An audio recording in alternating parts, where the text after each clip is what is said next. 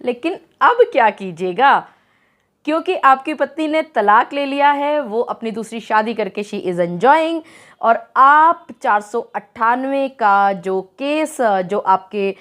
MM साहब के पास, जो आपके जज साहब के सामने लगा हुआ है, वहाँ आप तारीख दर तारीख आ रहे हैं और आप हर बार ये बता रहे हैं कि समझौता हो चुका है, सारे केसेस वापस लिए जा चुके हैं, तलाक लिया जा चुका है। लेकिन आपके जज साहब कहते हैं कि आप जब तक लड़की को नहीं बुला करके लेकर के आओगे, लड़की की स्टेटमेंट नहीं दिलवाओगे, एफआईआर क्वैश नहीं कराओगे हाई कोर्ट में, तब तक ये केस आप पर चलता रहेगा।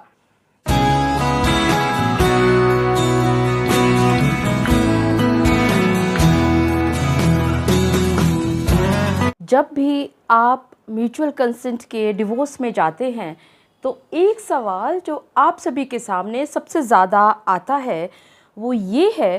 कि आपकी पत्नी का जो एडवोकेट है वो आपको ये कहता है कि आप आधे पैसे पहले दे दो, उसके बाद आपका डिवोर्स में फर्स्ट मोशन का जो केस है वो आगे फाइल किया जाएगा। जी हाँ, आप सभी के दिमाग में ये प्रश्न घूमता रहता है और आप हमेशा इस घबराहट में रहते हैं कि जैसा आपकी पत्नी के वकील ने कहा है कि वो एमओयू साइन करते समय आधी राशि ले लेंगे और तभी वो डिवोर्स का केस फाइल करेंगे, तो क्या आपको ये पैसा देना चाहिए? मैं एडवोकेट मोहिनी मोना आप सभी का पुनः स्वागत करती हूं और आप सभी देख रहे हैं अपना पसंदीदा चैनल मोहिनी मोना एडवोकेट। अगर आपने मेरे इस चैनल को अभी तक सब्सक्राइब ना किया हो या आप मेरे इस चैनल के लिए नए हैं तो इसको जल्दी से जल्दी सब्सक्राइब कर दीजिएगा ताकि आपको इसी तरह के legal informative videos time to time मिलते रहे। देखिए, जैसा कि मैंने आपको शुरुआत में भी बताया था, ये प्रैक्टिकल सवाल, ये प्रैक्टिकल प्रॉब्लम अक्सर आप लोगों के सामने उपस्थित होती है जब आपके बहुत सारे पैकेज के केसेस चल रहे होते हैं पति और पत्नी के बीच में, और एक जगह पर आकर के आपके बीच में समझौता हो जाता है, कुछ राशि निश्चित कर ली जाती है परमानेंट एलिमनी के नाम पर, और ये भी मान लिया जाता है दोनों पक्षों के बीच में कि आप लोग आपसी सहमति के तलाक के लिए तैयार हैं। आपकी पत्नी ने काफ़ी सारे केसेस किए हुए हैं, उन्होंने घरेलू हिंसा का केस भी फाइल किया हुआ है, 125 का मुकदमा भी फाइल किया हुआ है, 498A की जो एफआईआर है वो एक हथियार की तरह आपके ऊपर चल ही रही है। अब इस बीच में एक सिचुएशन ऐसी आई कि आपके वकील साहब और आपकी पत्नी के वकील साहब ने एक एग्रीमेंट की रचना की और उस एग्रीमेंट में ये लिखा गया, मान लेते हैं कि 18 लाख में फाइनल हुआ परमानेंट एलिमनी के रूप में आपका अपनी पत्नी को देना। आपकी पत्नी के वकील साहब आप पर बार बार जोर दे रहे हैं कि इस 18 लाख को 2 शर्तों में बांट दिया जाए, 2 किश्तों में बांट दिया जाए। एक किश्त जब एग्रीमेंट साइन हो रहा है उस समय दे दिया जाए, यानी 9 लाख रुपए आप उसी समय पे दे दें, और 9 लाख आपको ये कहा गया कि जब आप फर्स्ट मोशन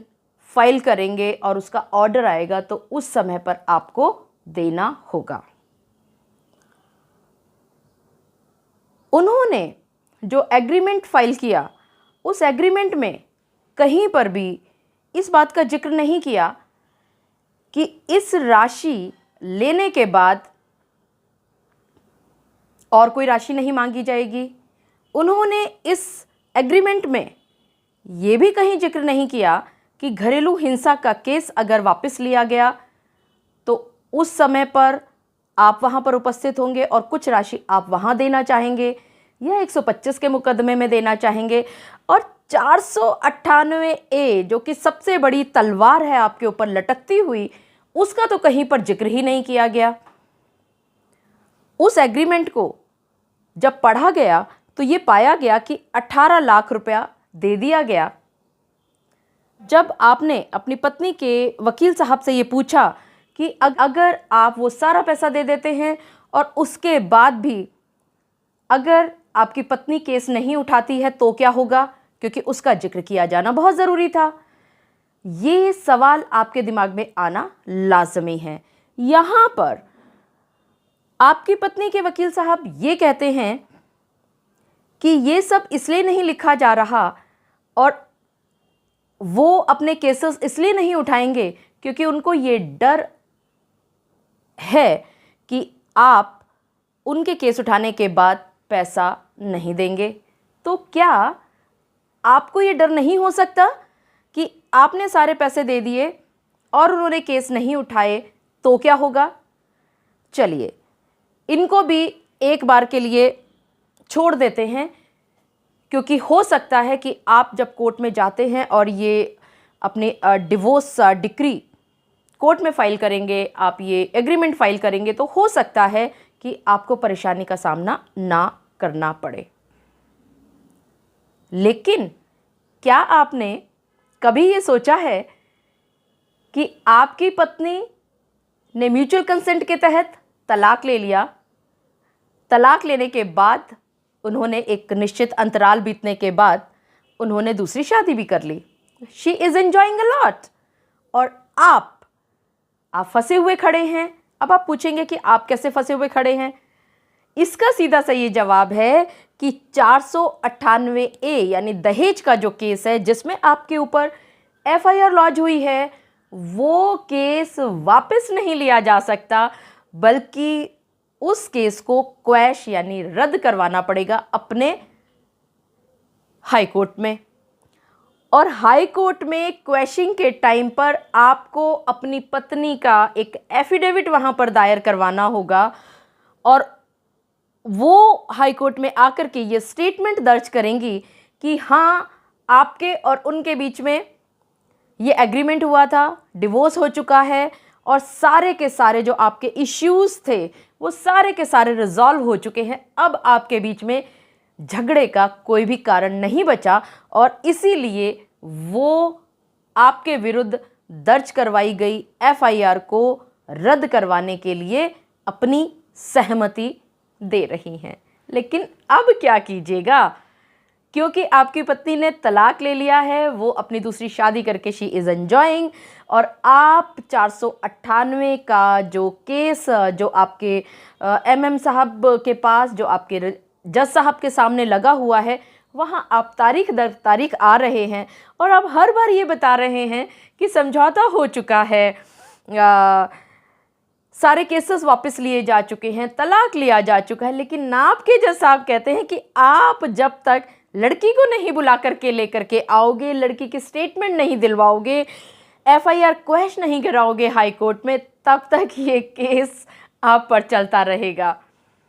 और अब आपके लिए लड़की को ढूंढना बहुत मुश्किल हो गया, क्योंकि लड़की शादी करके मान लेते हैं विदेश जा चुकी है। कहाँ से आप उसको लेकर के आएंगे, क्योंकि लड़की को, आपकी पत्नी को जो चाहिए था वो उनको मिल चुका। तो यहीं पर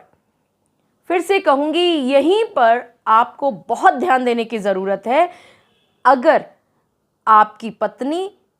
के वकील साहब आप पर दबाव डाल रहे हैं सिग्नेचर्स कराने के लिए,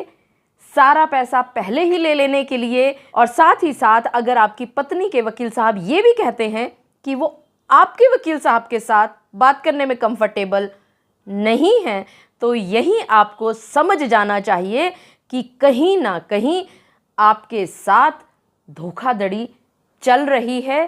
क्योंकि आपके जो वकील साहब हैं वही आपके हित के बारे में अच्छी तरह से सोच समझ पाएंगे और आपको बचा करके ले जाएंगे।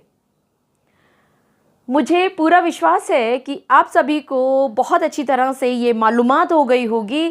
कि जो एक MOU यानी कि मेमोरेंडम ऑफ अंडरस्टैंडिंग बनाया जाता है किसी भी समझौता होने के बाद, उसमें सभी शर्तों का अच्छी तरह से लिखा जाना ज़रूरी है। कौन सा केस कब उठाया जाएगा और कब पैसा पत्नी को दिया जाएगा, इन सभी बातों का जिक्र आपके वकील साहब आपसे बातचीत करने के बाद किया